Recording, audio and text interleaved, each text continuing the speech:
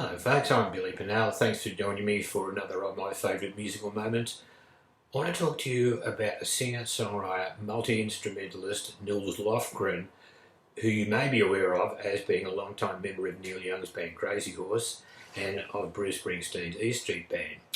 Well, growing up in a family that favoured classical music, from the ages of 5 until the age of 15, Nils studied classical accordion playing.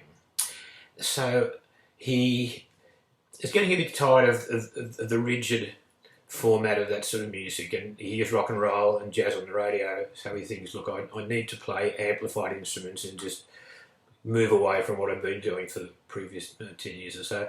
So at the age of 18 he forms a band called Grin, and they do quite well. They released 2 fine albums, not huge sellers, and they gained a lot of fans through their live performances, possibly because on stage Nils would use a trampoline. So during a guitar solo, it wasn't uncommon to see Nils flying across the stage. So he's home one night with his folks, phone rings, and his mum says, all right, it's a call for you. Nils, who's it, Mum? Oh, it's Neil Young. And so Nils thinks, oh, it's one of my crazy friends, and hangs up, doesn't take the call. So anyhow, Neil Young rings back and talks to Nils and said, look, I wanted to ask a favour of you. I'm recording a new album. It's going to be called After the Gold Rush. This is 1970. And he said, I would love it if you could come down to the studio and record some guitar and some piano for me for my album. And Nils, of course, was flattered and said, look, that's wonderful, but I don't play piano. And Neil Young says, no, but I've seen Grin and I've seen you play accordion on stage, and the sounds you get out of that and your technique of playing accordion is what I want to get from you playing piano.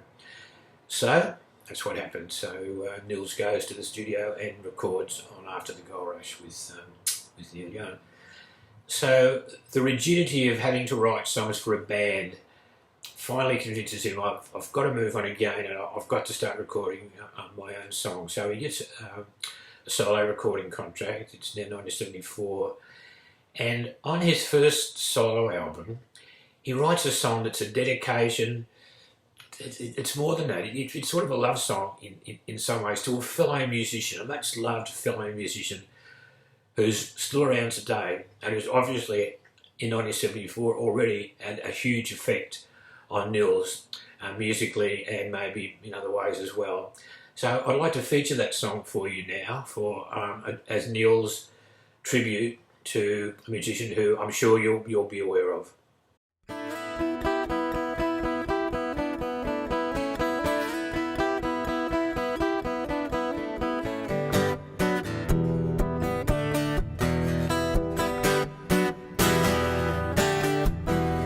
This here's a right-away letter.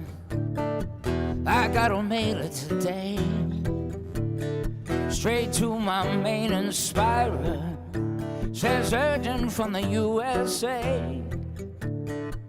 It's got this heart inside it. The postage is my soul. Contains a message from millions. So keep don't go.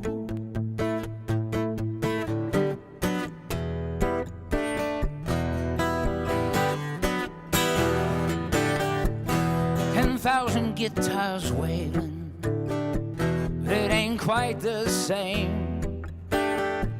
You got a knack for sailing, and it's stamped with their own brand name.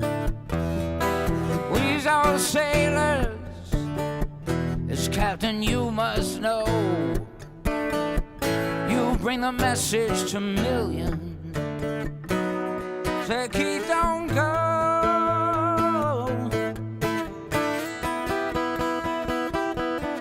I said, keep, don't go.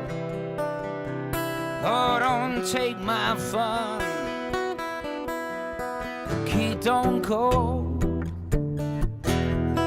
Keep, don't go.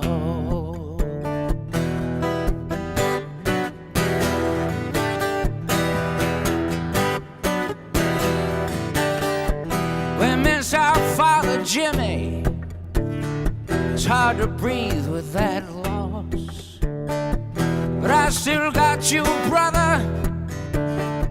Don't nail yourself to a cross. I want you to lead the pack. You put the drive into my soul. You bring the message to millions. Say, kid, don't go.